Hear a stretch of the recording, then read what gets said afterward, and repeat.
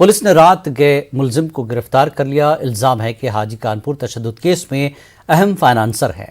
Police कई दिनों से तशद्दुद केस में मुलजिम बिल्डर हाजी वसी की गिरफ्तारी की ताक में थी। बता दें कि इतवार को मुलजिम बिल्डर हाजी वसी के बेटे रहमान को पुलिस ने गिरफ्तार किया था, जिसके बाद अदालत ने उसे जेल भेज दिया था।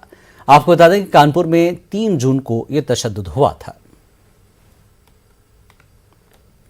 पुलिस ने देर रात अपने अभियान में मोहम्मद वशी हाजी वशी को गिरफ्तार कर लिया है।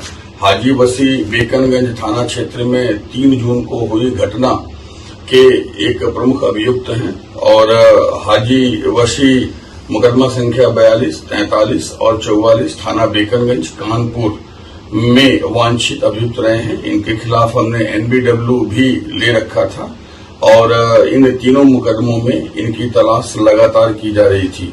हाजी वसी की गिरफ्तारी के लिए कानपुर पुलिस ने दिल्ली और आसपास के अन्य शहरों में भी हमने अभियान चलाया था। कल रात की सूचना हमें मिली कि हाजी वसी का लोकेशन की स्थिति लखनऊ में अमौसी एयरपोर्ट के आसपास है।